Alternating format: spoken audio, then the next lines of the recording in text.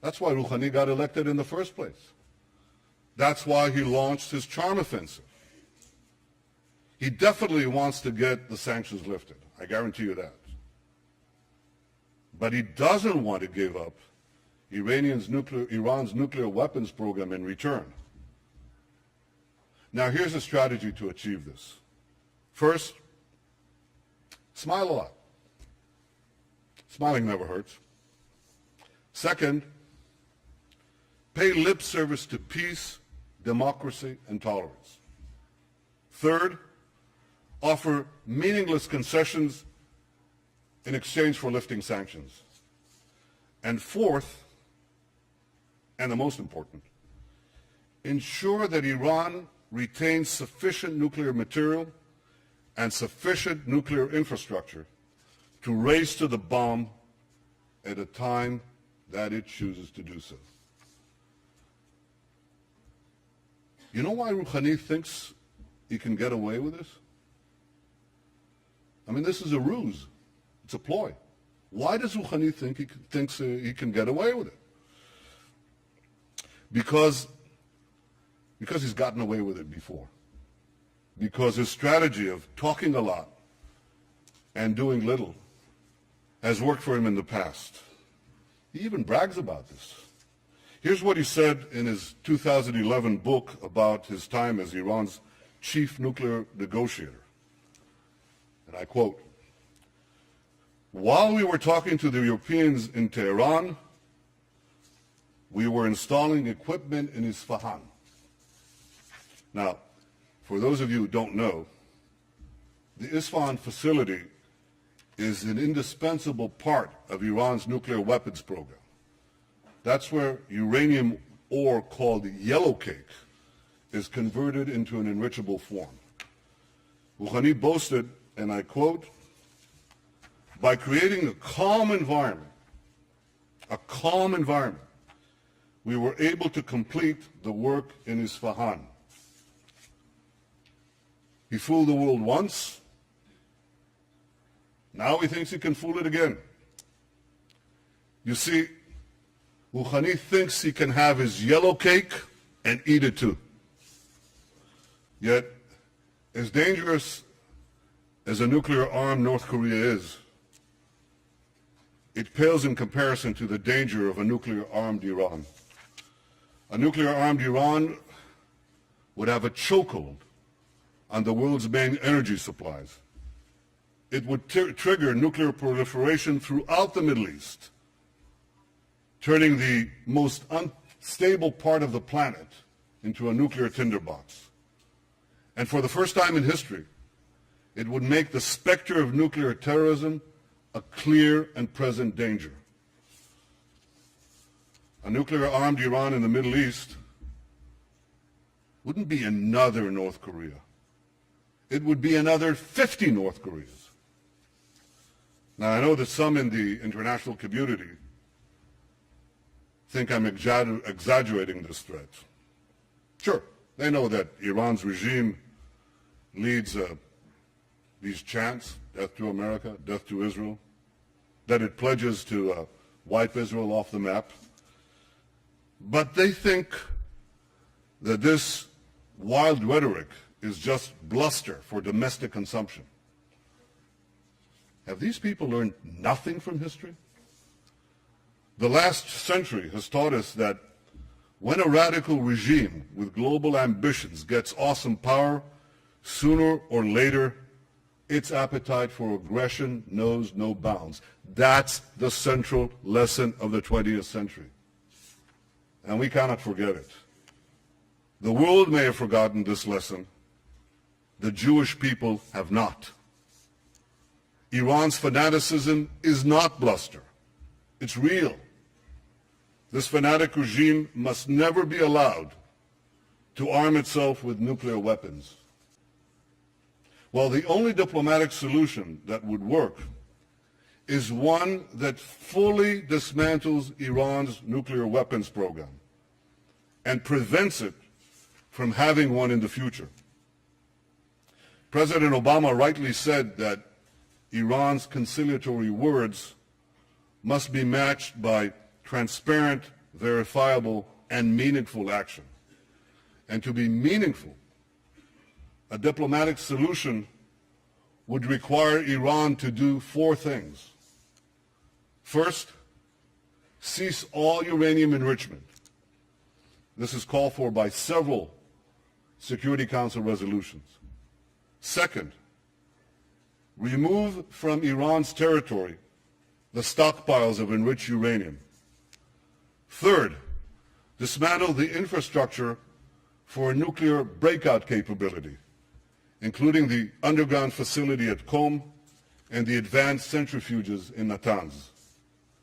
And four, stop all work at the heavy water reactor in Iraq aimed at the production of plutonium. These steps would put an end to Iran's nuclear weapons program and eliminate its breakout capability. There are those who would readily agree to leave Iran with a residual capability to enrich uranium. I advise them to pay close attention to what Rouhani said in a speech to Iran's Supreme Cultural Revolutionary Council. This was published in 2005. I quote, here's what he said. A country that could enrich uranium to about 3.5% will also have the capability to enrich it to about 90%. Having fuel cycle capability virtually means that a country that possesses this capability is able to produce nuclear weapons. Precisely. This is why Iran's nuclear weapons program must be fully and verifiably dismantled. And this is why the pressure on Iran must continue. So here's what the international community must do. First, keep up the sanctions. If Iran advances its nuclear weapons program during negotiations, strengthen the sanctions. Second, don't agree to a partial deal. A partial deal would lift international sanctions that have taken years to put in place in exchange for cosmetic concessions that will take only weeks for Iran to reverse.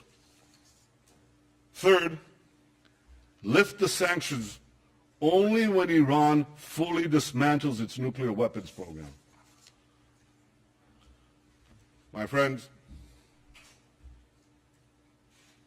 the international community has Iran on the ropes. If you want to knock out Iran's nuclear weapons program peacefully, don't let up the pressure. Keep it up. We all want to give diplomacy with Iran a chance to succeed. But when it comes to Iran, the greater the pressure, the greater the chance. 3 decades ago, President Ronald Reagan famously advised, trust but verify. When it comes to Iran's nuclear weapons program, here's my advice. Distrust, dismantle, and verify. Ladies and gentlemen, Israel will never acquiesce to nuclear arms in the hands of a rogue regime that repeatedly promises to wipe us off the map. Against such a threat, Israel will have no choice but to defend itself. I want there to be no confusion on this point. Israel will not allow Iran to get nuclear weapons. If Israel is forced to stand alone, Israel will stand alone. Yet in standing alone, Israel will know that we will be defending many, many others. The dangers of a nuclear-armed Iran and the emergence of other threats in our region have led many of our Arab neighbors to recognize, finally recognize, that Israel is not their enemy. And this affords us the opportunity to overcome historic animosities and build new relationships, new friendships, new hopes. Israel welcomes engagement with the wider Arab world. We hope that our common interests and common challenges will help us forge a more peaceful future. And Israel continues to seek an historic compromise with our Palestinian neighbors, one that ends our conflict once and for all. We want peace based on security and mutual recognition, in which a demilitarized Palestinian state recognizes the Jewish state of Israel. I remain committed to achieving an historic reconciliation and building a better future for Israelis and Palestinians alike. Now, I have no illusions about how difficult this will be to achieve. 20 years ago, the peace process between Israel and the Palestinians began. 6 Israeli prime ministers, myself included, have not succeeded at achieving peace with the Palestinians. My predecessors were prepared to make painful concessions. So am I. But so far, Palestinian leaders haven't been prepared to offer the painful concessions they must make in order to end the conflict. For peace to be achieved, the Palestinians must finally recognize the Jewish state, and Israel's security needs must be met. I am prepared to make an historic compromise for a genuine and enduring peace, but I will never compromise on the security of my people and of my country, the one and only Jewish state. Ladies and gentlemen, one cold day in the late 19th century, my grandfather, Nathan, and his younger brother, Judah, were standing in a railway station in the heart of Europe. They were seen by a group of anti-Semitic hoodlums who ran towards them, waving clubs, screaming, "Death to the Jews." My grandfather shouted to his younger brother to flee and save himself. And he then stood alone against the raging mob to slow it down. They beat him senseless. They left him for dead. And before he passed out, covered in his own blood, he said to himself, "What a disgrace. What a disgrace. The descendants of the Maccabees lie in the mud, powerless to defend themselves." He promised himself then that if he lived, he would take his family to the Jewish homeland and help build a future for the Jewish people.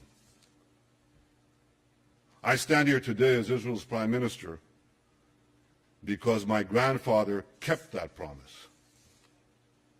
And so many other Israelis have a similar story, a parent or a grandparent who fled every conceivable oppression and came to Israel to start a new life in our ancient homeland. Together we've transformed a bludgeoned Jewish people, left for dead, into a vibrant, thriving nation, defending itself with the courage of modern Maccabees, developing limitless possibilities for the future. In our time, the biblical prophecies are being realized. As the prophet Amos said, "They shall rebuild ruined cities and inhabit them. They shall plant vineyards and drink their wine. They shall till gardens and eat their fruit. And I will plant them upon their soil, never to be uprooted again." The people of Israel have come home, never to be uprooted again.